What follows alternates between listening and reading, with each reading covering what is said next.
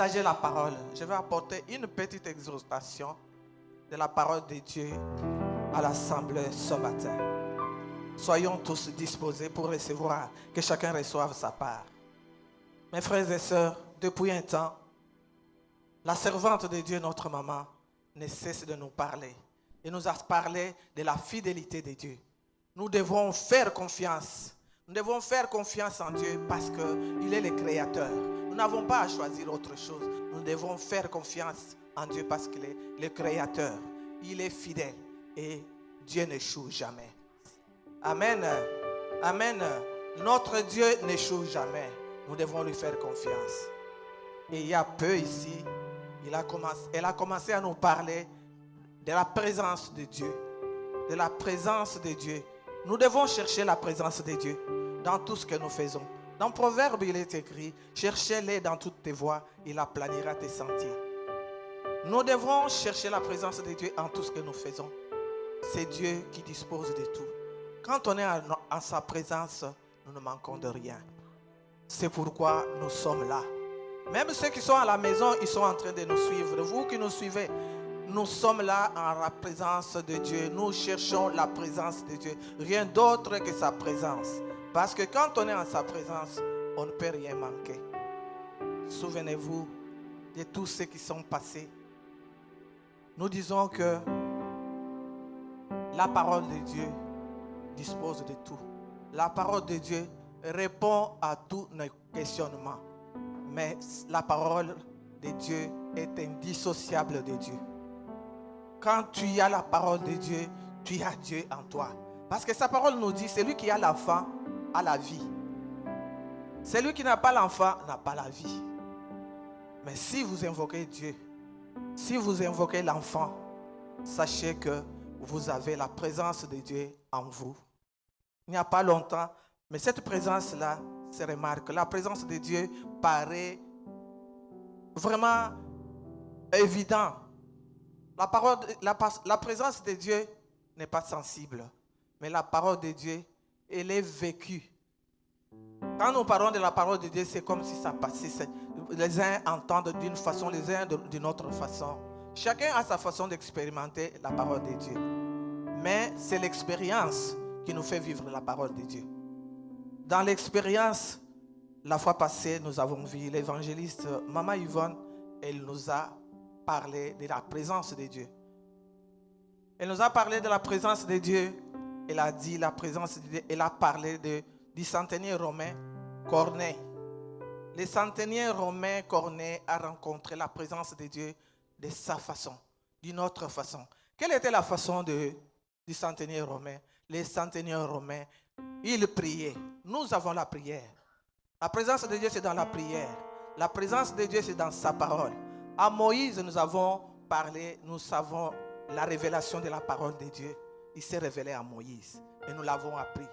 Mais pour nous, comment est-ce que nous pouvons vivre la parole de Dieu? C'est l'expérience qui nous montre la parole de Dieu. Dans l'expérience, nous avons vu ici, on a cité le cas d'Aïda qui a rencontré la présence de Dieu. Nous savons, vous et moi tous, nous savons que pour Aïda, les uniformes étaient déjà achetés à Matongue pour sa mort. Mais Aïda aujourd'hui est au milieu de nous. C'est parce qu'elle a cherché Dieu. Elle a cherché Dieu et l'a trouvé. Dieu nous dit, je me laisserai trouver si vous me cherchez de tout votre cœur. Alors, nous sommes venus. Quand nous sommes là, cherchons la présence de Dieu. Quand nous sommes là, disposons nos cœurs pour la présence de Dieu. Quand nous sommes là, ne regarde ni à gauche ni à droite. Ne regarde même pas ton voisin. Tu sais que la présence de Dieu, quand on parle de la présence, nous pouvons être comme ça, assis l'un à côté de l'autre, on ne se connaît pas. Nous pouvons marcher sur la même route, mais si nos cœurs ne sont pas disposés, si nous ne sommes pas ensemble dans notre esprit, on s'ignore. Tu es là avec ton voisin, tu es là avec ta voisine, mais tu ne la connais pas. Parce que tu ne connais pas son cœur. Mais Dieu qui connaît nos cœurs en nous tous, si nous nous disposons, il est capable de faire beaucoup de choses. Il nous rend capables de beaucoup de choses. Et chacun le reçoit d'une façon ou d'une autre. Nous cheminons, nous sommes dans la même église. Pourquoi les uns ne sont pas guéris, les autres sont guéris? Maman Yvonne était à la mort, elle est ressuscitée. Yvonne, Aïda était à la mort, elle est ressuscitée. Nous voyons des cancers, nous voyons des maladies de toutes sortes. Nous avons prié presque toute une année, au moins. Autant de mois, nous étions toujours en pleurs, en pleurs. Nous avons parlé de maman Nicole. C'est la maman de notre sœur Claudia. Elle est là maintenant au milieu de nous. C'est la présence de Dieu. Quand tu te disposes, la servante de Dieu nous dit toujours, quand la parole de Dieu rencontre la foi en toi, les miracles se produisent. Amen. Amen. Ce matin, sois dans la foi. Alors, la présence de Dieu là, elle a des préalables. Nous avons des préalables pour que Dieu soit présent. Le salut, il nous a déjà donné gratuitement parce que Jésus est allé à la croix. Mais garder sa présence en nous, il y a des préalables. Il y a des conditions que nous devons remplir pour que Dieu soit avec nous. Amen. Amen. Je pense que vous êtes d'accord avec moi. La servante de Dieu, la parole de Dieu nous dit d'éviter, de marcher. Quand nous voulons la présence de Dieu en permanence chez nous, marchons selon les principes de Dieu. Ne changeons pas les principes. Ne viens pas avec ton plan pour dire, Seigneur, voilà ce que Dieu. Tu pars sur la route, tu voles l'argent de quelqu'un. Tu as vu l'argent de quelqu'un tomber, tu prends. Tu dis, oh, gloire à Dieu. Ça, ce n'est pas rendre gloire à Dieu. Parce que celui qui a perdu là, il est en train de pleurer. Il faut marcher selon les principes. Donc, il nous demande la sanctification.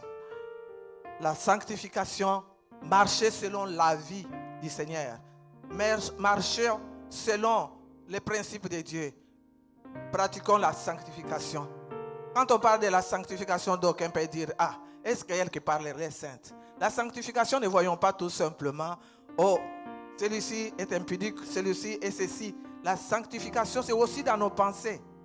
Parce que tout transite par le système de pensée. Quand tes pensées sont perverses, qu'est-ce que tu peux faire? Elles sont perverses. Qu'est-ce que tu peux faire? La parole nous dit les pensées de Dieu. Nos pensées ne sont pas les pensées de Dieu. Retournons-nous vers le Seigneur. Quand nous voulons marcher selon les principes de Dieu, évitons nos pensées, évitons nos calculs, prenons les calculs de Dieu, prenons les pensées de Dieu. Amen. Amen. Évitons des préjugés. Nous allons voir. Maman Yvonne nous a parlé ici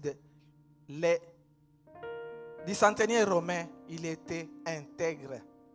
Les centeniers romains, ils priaient. Les centeniers romains, ils offraient ses aumônes, ils offraient des offrandes à Dieu et il était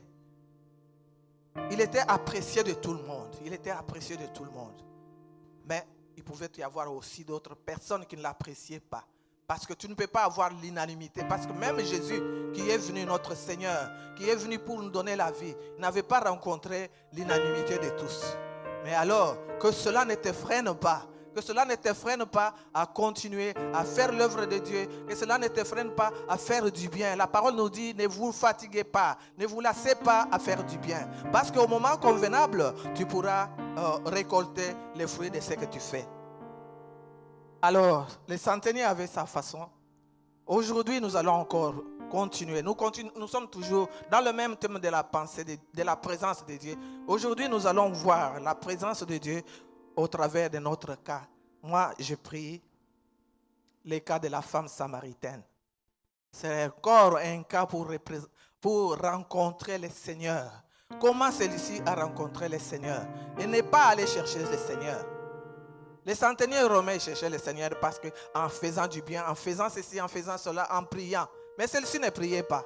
Celui-ci n'est pas allé chercher le Seigneur.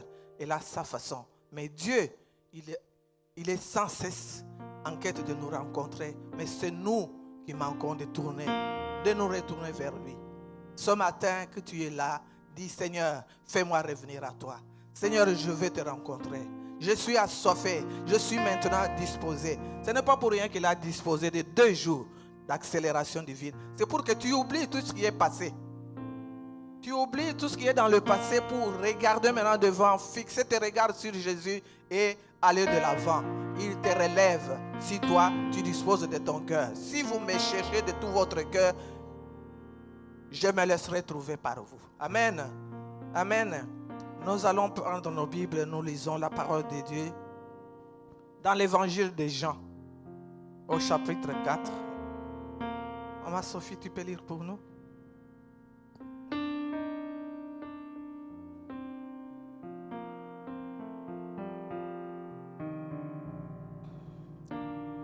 Le texte est long, mais je prendrai quelques parties seulement. Amen. Amen. Amen. Tu commences à partir du verset 4 Amen. jusqu'au verset 18. Amen. Je lis au nom de Jésus dans Jean 4 à partir du verset 4 jusqu'à 18. Comme il fallait qu'il passât par la Samarie, il arriva dans une ville de Samarie nommée Sichar, près du champ que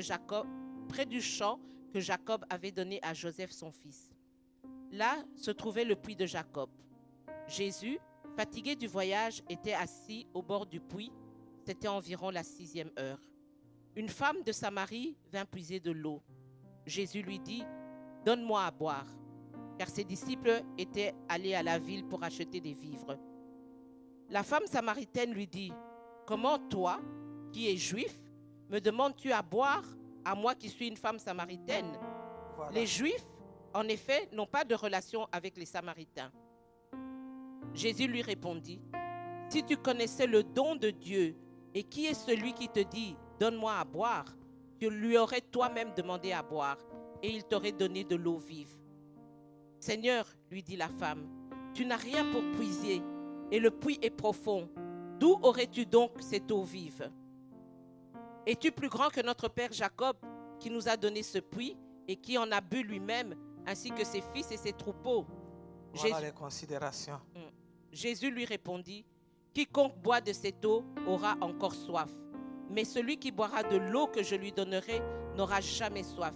Et l'eau que je lui donnerai deviendra en lui une source d'eau qui jaillira jusque dans la vie éternelle. » Amen. Amen. Amen. Vous pouvez vous asseoir.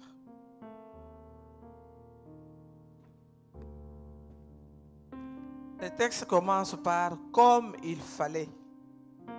Comme il fallait, c'est pour vous montrer qu'il fallait, il y avait une condition. Mais pour cette femme-là, ces jours-là, il fallait que Dieu passe par là. Nous manquons de choses dans notre vie par manque de la présence de Dieu. Mais parce qu'il faut que la présence de Dieu, que nous soyons en sa présence, qu'il soit en nous et que nous soyons en lui. Comme il nous dit, demeurez dans ma parole, demeurez en moi. Celui qui demeure, il garde la parole de Dieu. Celui qui demeure, il est en Dieu et Dieu est en lui. Si Dieu est en toi, tout ce que tu demandes, tu vas l'avoir. Tout ce que tu cherches, parce que lui, il est tout. La parole nous dit, il est tout en tout. Donc si nous avons Jésus, il n'y a rien qui pourra nous manquer. Mais il faut que tu te rendes compte. Il faut la prise de conscience. Il faut que toi-même tu te rendes compte que Jésus est en moi. Quel que soit ce qui t'arrive, tu dis, celui qui est en moi, il est plus fort que celui qui est dans le monde. Quel que soit ce qui t'arrive, tu dis, celui qui est en moi, il est capable. Et s'il est en moi, il peut mes capacités. Parce que Dieu, s'il nous a donné son Fils Jésus-Christ avec nous, qu'est-ce qu'il peut manquer de nous donner encore? C'est Dieu-là, il nous a donné Jésus. Mais il faut que Jésus passe par là. Il faut que Jésus passe par là. Que Jésus passe chez toi. Comme il fallait qu'il passe par là, dans une ville de Samaritains nommée Sichar, près d'un champ de Jacob, donné à Joseph, qu'il avait donné à Joseph son fils. Nous voyons bien quand on parle de Jacob, tu vois d'où ça vient. Tu vois Abraham, tu vois Jacob, tu vois Isaac, tu vois tout ça. Et tout ça, nous l'avons par révélation. Mais c'est l'expérience qui nous fera vivre aussi notre miracle à nous. Il fallait que Dieu passe par là. Jésus est passé par là. Et quand il est passé, voilà que Dieu nous donne. Dieu demande à boire à une femme. Chaque fois quand nous sommes, la parole de Dieu dit, la main qui donne est supérieure à celle qui reçoit. Mais cette femme n'a pas donné. Dieu lui demande, donne-moi à boire. Quelle est sa réponse? Sachons chaque fois qui est devant nous, qui nous demande, qui est devant nous. Quand tu vois un homme, quand tu vois une femme, qu'elle soit grand, qu'il soit petit, tu vois quelqu'un devant toi, ne vois pas seulement l'homme. Regarde celui qui est dans cet homme-là. Regarde l'esprit qui est dans cet homme-là. L'homme, Dieu s'est présenté, à Moïse il s'est révélé autrement. Maintenant, il nous parle à travers sa parole. Mais dans ce Nouveau Testament, il nous parle par son Fils. Il s'est fait la parole de Dieu. La parole s'est fait chair et Jésus est venu habiter au milieu de nous. Et maintenant qu'il est parti, nous ne sommes pas seuls. Il a dit, je ne vous laisserai pas seuls. Je ne vous laisserai pas orphelins. Il nous a envoyé son esprit. C'est son esprit maintenant qui nous parle. Soyons disposés à la mouvance du Saint-Esprit. Soyons disposés au Saint-Esprit de Dieu. Regarde ici, dans ces récits que nous avons maintenant, la présence de Dieu s'est révélée par une présence physique de son Fils bien-aimé, Jésus-Christ, notre Sauveur. Il s'est présenté à cette femme personnellement. Comme il s'était présenté à cet homme-là, 38 ans, il était là. Personne ne pouvait l'aider. Personne ne pouvait le jeter dans l'eau. Mais Jésus a dit, moi-même je vais. C'est pourquoi j'ai dit, Dieu est sans cesse à notre présence. La présence de Dieu est sans cesse avec nous. Il nous cherche. Mais il faut que nous prenions conscience. Que nous prenions conscience que celui qui est devant nous, c'est Dieu. Que nous prenions conscience que le moment est arrivé pour que Dieu, sa parole de Dieu, il est temps que Dieu agisse. Il est temps que Dieu agisse. Si Dieu n'agit pas encore dans ta vie, cherche-le. Cherche-le, cherche-le. Cherche Dieu et demande-tu pourquoi Dieu n'a pas agi. Pourquoi? Dieu, c'est oui et amen. Il est derrière ses promesses. Il est derrière sa parole pour l'accomplir. Mais si toi, tu ne te mets pas dans les règles, il a dit, évitez la vie du péché. Évitons les respectances, les doutes dans notre cœur. Que votre foi soit une foi ferme quand tu cherches Dieu. Que tu sois en train de marcher selon les principes de Dieu. Tu ne marches pas selon ce principe. Tu dis pourquoi là? Pourquoi celui-ci? Pourquoi pas moi? Ne demande pas pourquoi. Ne demande pas comment, parce que le comment on nous a dit, son esprit, son ombre te couvrira. Quand l'ombre du Saint-Esprit te couvre, tu as tout. Mais ne demande pas pourquoi. Quand Dieu te visite, ne sois pas arrogant. Regarde la parole de cette femme. D'abord les discriminations. Comment toi qui es juif, me demandes-tu à boire? À moi qui suis femme samaritaine. Donc là, quand tu entends sa parole, quand elle parle comme ça, comment toi qui es juif? Donc il y a déjà un sens péjoratif. Ils voient juif comme si vraiment les juifs, ça ne vaut rien pour lui. Moi qui suis femme samaritaine, moi. Quand nous étions à Kinshasa, notre pasteur nous disait, Mokilist malamu lona bilanga mususu nandunda mekolona ngai ngaite. Ngai. Donc moi qui suis samaritaine, nous n'avons pas de relation. Avec les Juifs, n'ont pas de relation avec les Samaritains. Donc il a déjà mis des limites. Il a mis des cloisonnements. Il a dit, toi tu es là, moi je suis là. On ne peut pas. Nous les riches, on ne peut pas traiter avec les pauvres. Oh moi une belle femme, je ne peux pas traiter avec un homme comme ça. Moi je suis ça. Mais tu ne sais pas les dons de Dieu. La servante nous a dit ici, tu ne sais pas les dons de Dieu. Tu ne sais pas ce que demain peut enfanter. Tu es là, tu ne sais pas ce que demain peut enfanter. Tu dis, il est juif. Peut-être le salut viendra des juifs pour toi. Peut-être le salut viendra de cette Samaritaine-là. Pensez-vous à l'homme qui était tapé, frappé par les brigands. Qui l'a sauvé? Ce n'est pas l'homme de sa tribu. Ce n'est pas quelqu'un de sa famille. Ce n'est pas son intime. Mais c'est quelqu'un qui passait. Un passant, un Samaritain, un bon Samaritain. Il a sauvé cet homme-là. Et aujourd'hui, les Samaritains, devant le roi des rois, devant celui qui donne la vie, devant celui qui est la source de l'eau vive, il dit, je ne te donne pas de l'eau parce que nous sommes des Samaritains et toi tu es juif. Et le Dieu Tout-Puissant, Jésus-Christ, le roi des rois, qu'est-ce qu'il a répondu? Regarde Jésus, il répond tout doucement. Quand tu as la présence de Dieu va forger ton caractère. La présence de Dieu va te montrer comment tu vas agir. Et regarde le roi des rois, il n'a pas grondé cette femme pour son langage si dur.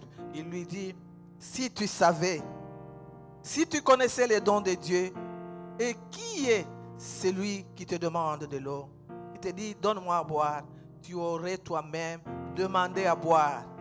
Tu aurais toi-même. C'est lui qui est la source de l'eau bonne. C'est lui qui est la source de l'eau vive. C'est à lui que cette femme devait demander de l'eau. Mais la femme lui a montré. Avec arrogance, elle a dit, moi je suis samaritaine. Moi je suis. Et elle allait passer ainsi à côté de sa bénédiction. Mais Jésus-Christ, notre Dieu, tellement qu'il est compatissant, tellement qu'il aime, parce qu'il cherche notre vie, il cherche à nous sauver, il insiste, il marche avec lui. Voilà comment nous pouvons marcher avec la parole de Dieu. Ce n'est pas toi comme depuis que tu as commencé, depuis. Non, Jésus ne l'a pas grondé. Il dit, si tu connaissais, l'ignorance nous fait passer à côté de nos bénédictions. Parce que nous ne savons pas qui est à côté de nous. Nous ne savons pas qui nous parle. Mais la façon dont nous parlons, la façon dont nous les recevons, nous passons à côté de nos bénédictions à cause de l'ignorance. Mais maintenant, que Dieu nous fasse grâce. Jésus dit au verset 11, d'abord c'est la femme, il dit, tu n'as rien pour puiser, et le puits est profond. D'où aurais-tu donc cette eau vive? Donc ça c'est le calcul des hommes. Quand nous sommes en présence de Dieu, quand nous cherchons la présence de Dieu, évitons nos calculs d'hommes. Puisque pour les calculs d'hommes, l'homme doit avoir un seau à main, doit avoir un arrosoir pour prendre, pour aller arroser, il doit chercher quelque chose. Mais la présence de Dieu est palpable, c'est ton cœur, c'est l'esprit qui est disposé, qui recevra la parole de Dieu. Amen. Amen. Disposons-nous dans l'esprit pour recevoir la parole de Dieu. Quand tu es disposé dans l'esprit, tu regarderas ton prochain, tu dis c'est Dieu qui est devant moi. Parce que ta parole nous dit, créons l'homme à notre image, à notre ressemblance. Donc chaque fois que tu as un homme devant toi, tu as une personne devant toi, sache que c'est Dieu qui est devant toi et sache comment te comporter. Et regarde le comportement de cette femme. Tu n'as même pas, quand il dit ça, c'est avec un mépris encore, toujours des Samaritains. Un Samaritain supérieur aux Juifs. Un Samaritain qui n'a pas de relation avec les Juifs. Briser les cercles vicieux là. Brisez-les. Et est-ce que tu es notre Père? Donc, il regarde encore. Tu regardes quelqu'un, moi je viens de quelle famille? Et toi tu viens de quelle famille? Est-ce que tu me connais? Tu connais ma famille pour m'approcher comme ça? Tu sais ce que moi j'étais? Tu connais ce que mon père était? Nous n'avons pas besoin. Quand Jésus vient à nous, nous n'avons pas besoin de regarder les relations, nous n'avons pas besoin de regarder nos familles, nous n'avons pas besoin de faire des discriminations. Enlevons nos discriminations, sortons de notre zone de confort, allons vers Jésus, mettons-nous ensemble. Tu connais, ngai, to sototika kolona, ngai na bilanga na biso. Nous sommes des chrétiens, plantons d'autres choses, plantons d'autres ndunda, comme on nous dit, mais pas les ngai. Mais alors, quand Jésus continue, il lui a dit, mais celui qui boira, d'abord, quiconque boit de cette eau, aura encore soif. Mais celui qui boira de l'eau que je lui donnerai, il n'aura jamais soif. Et l'eau que je lui donnerai deviendra une source d'eau qui jaillira jusque dans la vie éternelle. Alléluia. Alléluia. L'eau de vie, l'eau que Dieu donne, l'eau que Jésus nous donne. Oh Seigneur de gloire. L'eau que Jésus nous donne jaillira jusque dans la vie éternelle. C'est cette eau-là que nous devons chercher. Quand nous chantions parfois, un chrétien je croyais être, mais j'ignorais le bonheur que Jésus, mon divin maître, peut accorder à mon cœur. Mais depuis que je connais Jésus, ma paix déborde. Depuis que je connais Jésus, la joie déborde. Depuis que je connais Jésus, je suis en bonne santé. Depuis que je connais Jésus, c'est ça qui jaillit jusque dans la vie éternelle. Quand nous avons Jésus à nous, nous ne disons pas que tu ne veux pas tomber malade. La maladie viendra, mais elle passera. La maladie viendra, elle passera. C'est ça qu'on dit, ils feront des complots. Mais les complots là ne viendront pas de ton Dieu. Parce qu'ils feront des complots, ils sont nombreux. Quand on dit complot, ce n'est pas une seule personne. C'est 2, c'est 3 personnes. C'est 3, c'est 4, c'est 5. Ils sont nombreux, ils font des complots. Mais quand ils viendront pour agir, l'Esprit de Dieu les met en fuite. On dit l'esprit malin viendra comme un fleuve, mais l'Esprit de Dieu le mettra en fuite. C'est ainsi que tu verras, oh, on a cherché la nuit, on a cherché la nuit. Parce que tout ce qui se passe la journée, on a déjà conçu ça le soir. On a déjà conçu ça dans la nuit. Mais quand on conçoit et que toi tu as ton Dieu, on vient, on te trouve blindé. On vient, on trouve que celui qui est en toi est plus fort que celui qui est dans le monde. Ils feront la guerre, ils ne te vaincront pas. Parce que Jésus est avec toi. Il a dit, je suis avec vous jusqu'à la fin du monde.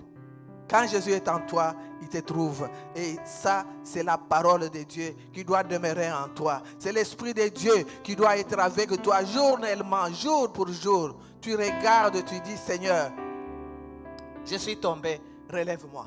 Tu reviens. Je suis tombé, relève-moi. Ce n'est pas que tu ne tomberas pas. Tu tomberas. Mais quand tu tomberas, on dit, il tombe 7 fois et Dieu te relèvera 7 fois. Donc chaque fois que tu tombes, relève-toi. Redresse ton front en regardant ton Seigneur. Parce que c'est lui qui te délivre. C'est lui.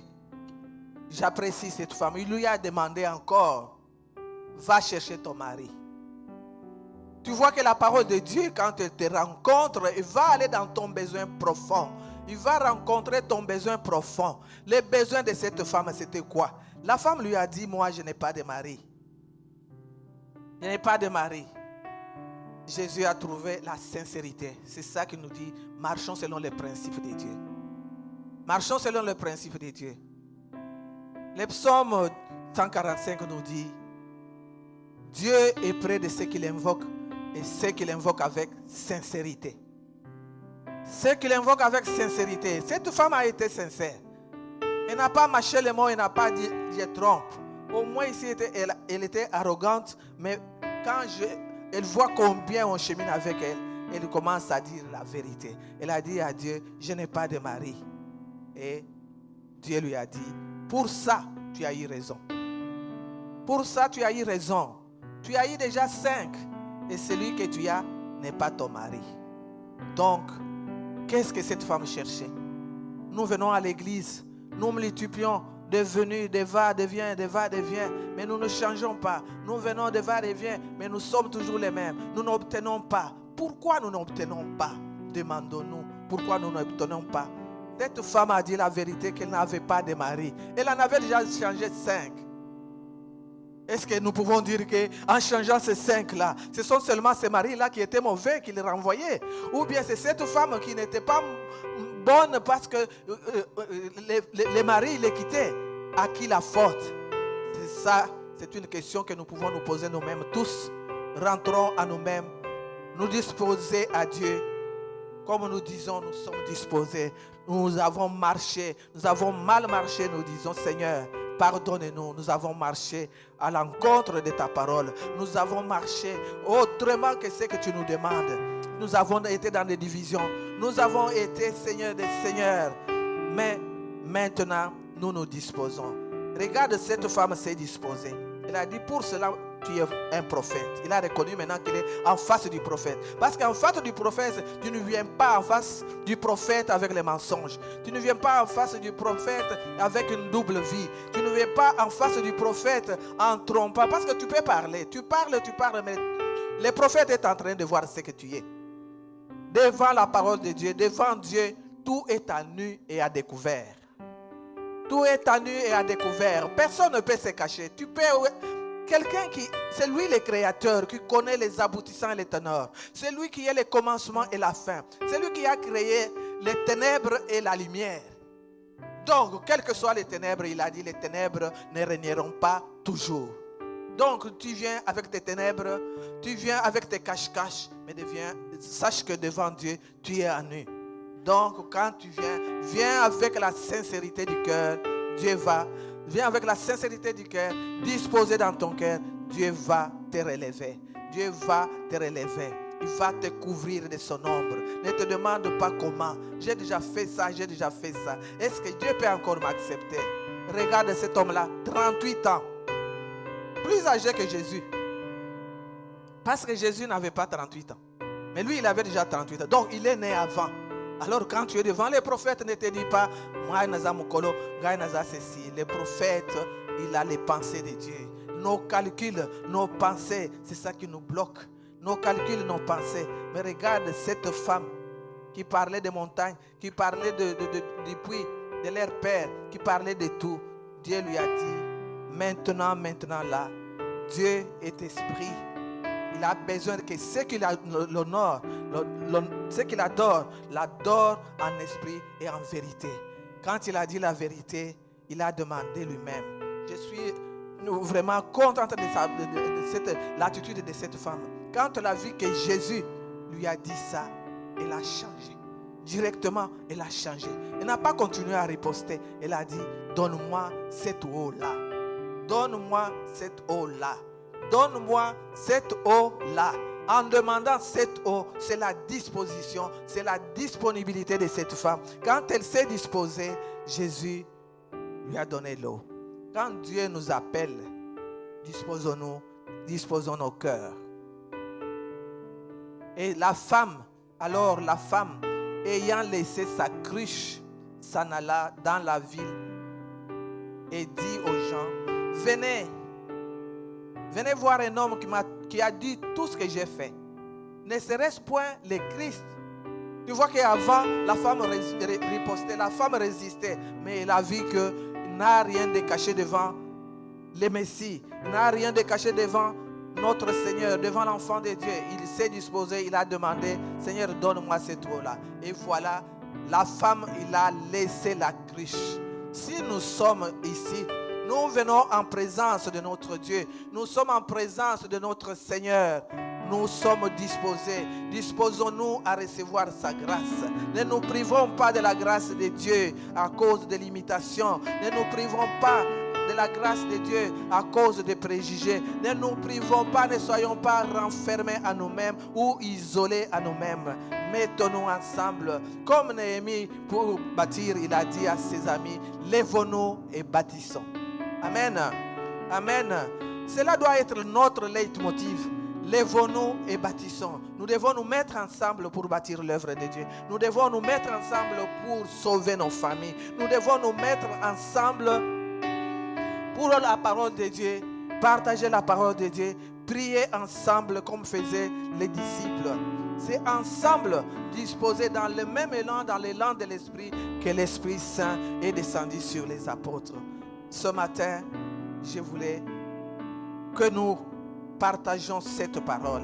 Il a dit, et quand il est allé, il a laissé la cruche. Il est allé annoncer dans les villages. Les hommes lui ont dit quoi?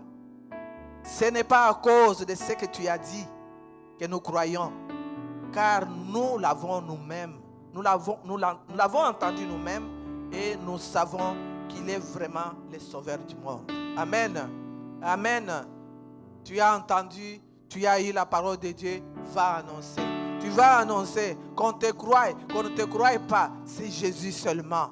Paul a planté, Apollo a arrosé, c'est l'Esprit de Dieu qui fait croître. Ici, ils avaient des doutes. Tu peux être déjà changé, mais ceux qui te connaissent, qui ont vu, je l'ai vu grandir, je l'ai vu comme ça. Quand il est entré dans cette église, je l'ai vu.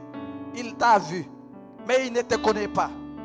Il t'a vu, il ne te connaît pas. Tu peux avoir changé, mais les gens ont des doutes. Ils disent, nous ne pouvons pas croire à cause de ce qu'elle raconte, mais au moins parce que nous avons entendu. Ils viendront, ils entendront. Qu'ils viennent, qu'ils entendent le Seigneur. Nous ne sommes que l'instrument du Seigneur. Nous ne sommes que l'instrument du Seigneur. En tant qu'instrument du Seigneur, ne plantons pas les ngaïngaï dans nos bilanga. Plantons autre ndunda. Cherchons Dieu de tout notre cœur. Et il se laissera trouver. Comme il a dit. Amen. Amen. Ce matin, dispose-toi à briser ta cruche. Cette femme a brisé la cruche. Et il est parti. Il ne sait pas encore. Il n'a même pas cherché. Il était venu assoiffé pour chercher l'eau. Et il venait en cachette. Il venait en cachette parce que tout le monde ne les calculait pas. Et tout le monde disait, elle est de mauvaise vie. Elle est de mauvaise vie. Seulement qu'on a chanté, mauvaise vie, mauvaise vie, mauvaise vie, mauvaise vie. Elle n'était pas encore capable de se mettre debout. Elle était incapable de marcher au milieu des hommes. Elle était incapable de se mettre dans l'assemblée de ses frères. Parce que mauvaise vie, mauvaise vie. Azalaka, azalaka, azalaka. Changeons de langage. Changeons de langage.